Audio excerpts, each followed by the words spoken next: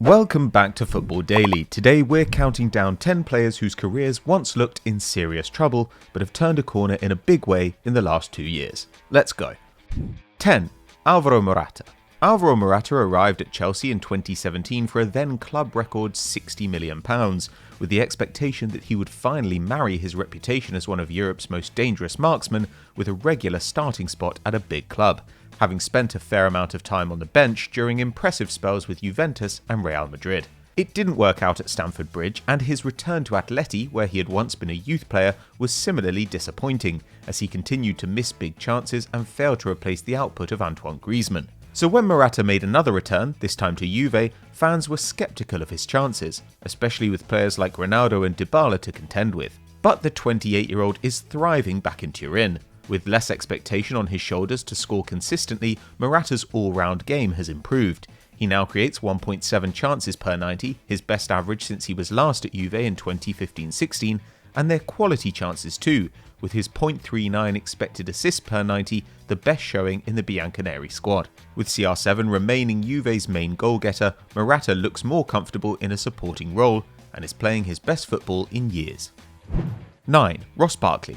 Another player whose move to Chelsea did more to stunt his career than aid it, Ross Barkley made just 28 Premier League starts across 3 seasons at Stamford Bridge, with a space for a classic attacking midfielder never really opening up during his time in West London. Seen as one of English football's bright young hopes when he broke through at Everton, it looked increasingly like Barkley would end up being remembered as a wasted talent. But since moving to Aston Villa on loan at the start of the 2021 campaign, the 27-year-old looks reborn. Despite missing 7 games with a hamstring injury, Barkley still ranks among Villa's top appearance makers this season, and immediately reclaimed his starting berth from an in-form Anwar El Ghazi when he returned from the sidelines. And it's no surprise, only Jack Grealish manages more than his 2.3 key passes per 90, while his 2.9 shots is level with striker Ollie Watkins. We haven't seen these kinds of numbers since his Everton days, and they reflect a player who has become revitalised in a system which plays to his strengths. With greater responsibility, and with 2 of the Premier League's most exciting attacking talents in Grealish and Watkins to play off,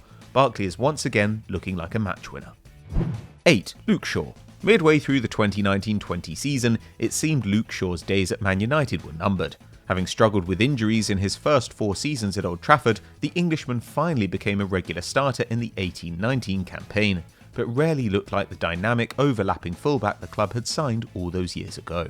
Offering only limited output going forward and shaky defensively, Shaw looked more comfortable when playing on the left of a back 3, with the emergence of Brandon Williams and signing of Alex Telles in 2020 suggesting the former Saint wasn't fully trusted at Old Trafford. However, faced with losing his place in the first team, Shaw has improved massively at both ends of the field. The most consistent performer in United's backline this term, the 25-year-old has also been essential to the side's attack, providing Marcus Rashford and Paul Pogba with a more effective passing option on the left flank and laying on a career-high 2.1 chances per 90, which ranks him 5th among fullbacks in Europe's top 5 leagues, above Andy Robertson, Joao Cancelo and Angelino.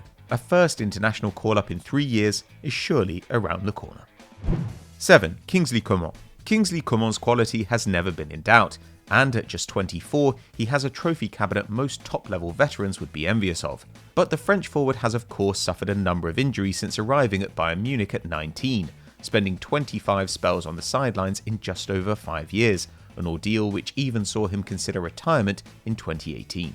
Since then, however, Coman has slowly but surely played his way into fitness and form, and despite a knee injury setback midway through the 1920 campaign and multiple shorter spells out with muscular problems since, it hasn't stopped the former Juventus man performing at his best. His winner in the 2020 Champions League final provided a fairy tale end to that season, and he's only improved since then.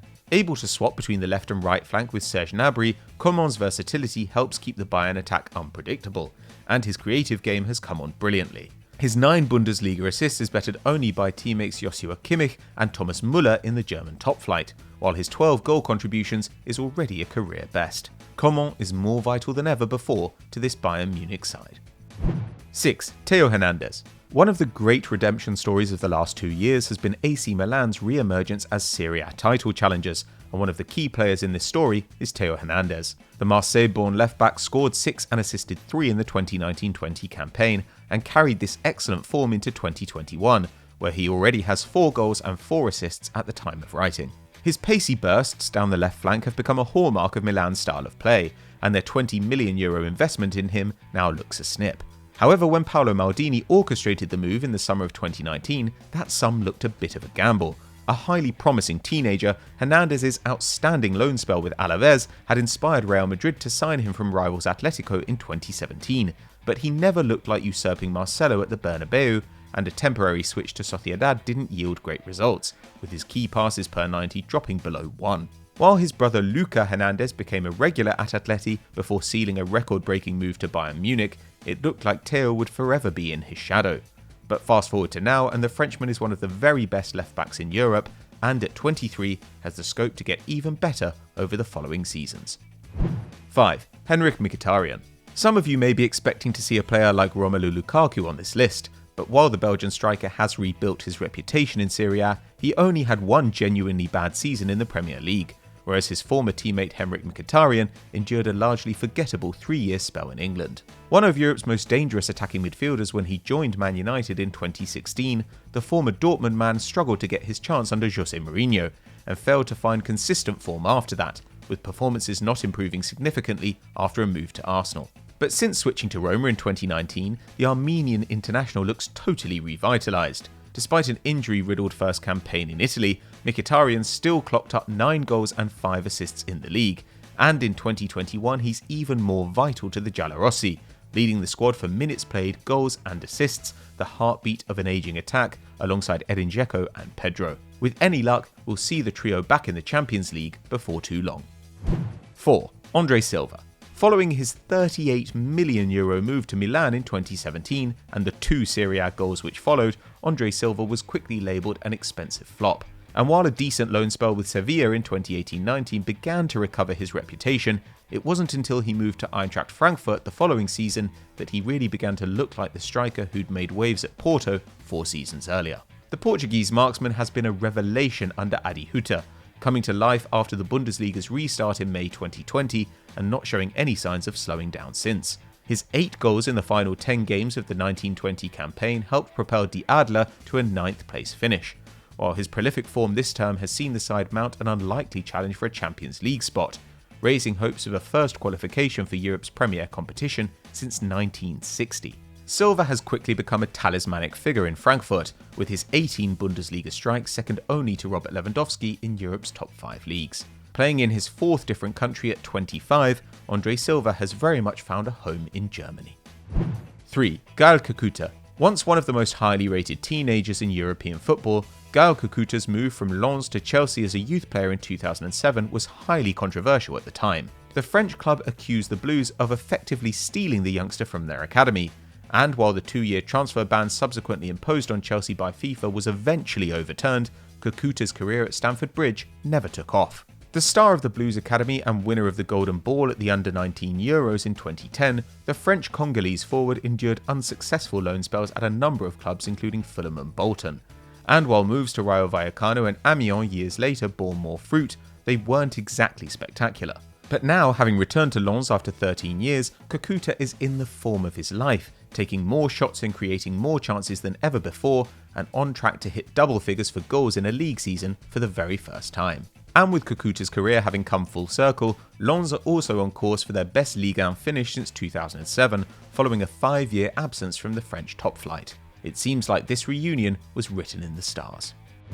2. John Stones. John Stones' career has been one of extremes since his £50 million move to Manchester City in 2016. A ball-playing centre-back in the Gerard Piqué mould, Stones always came in for criticism from advocates of the defend-first philosophy, but was cut out for a place in a Guardiola side, and proved as much in his 2nd and 3rd seasons, when his near-impenetrable partnerships with Nicolas Otamendi and Aymeric Laporte helped the citizens win back-to-back Premier League titles. However, the 2019-20 campaign threatened to bring the centre-back's career at the Etihad to an end. Hampered by injuries and with errors creeping back into his game with more regularity, Stones made just 12 league starts all season, and Pep's decision to sign both Nathan Ake and Ruben Dias the following summer suggested his days in Manchester were numbered. But the Barnsley boy is a player transformed in 2021. Since breaking back into the first team in November 2020, he's formed an inseparable bond with Dias, and at the time of writing, City have kept 10 clean sheets in the 13 games he's played, conceding just 3 times.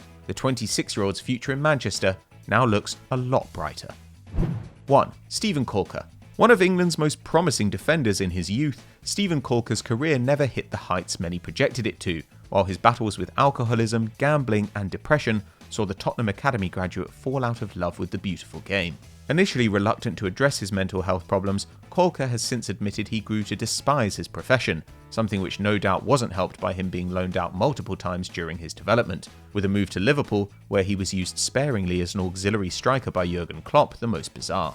Struggling to settle after signing for Dundee in 2018, Caulker left the Scottish club after just 6 months, and spent another half-season as a free agent before joining Turkish side Alanyaspor. Tragedy struck soon after, with the Englishman surviving a bus crash in which teammate Josef Sural was killed. But despite tragic circumstances that overshadowed those first few months, Caulker has since forged a successful career for himself in Turkey, remaining a key player for the newly successful club over the last 2 years, racking up over 5,000 minutes of action, contributing to 10 goals from defence and helping the side to consecutive 5th place finishes in the Super League. So those were 10 of the best career resurrections in Europe over the last couple of years, but who did we miss out and who would you have included? Let us know in the comments below.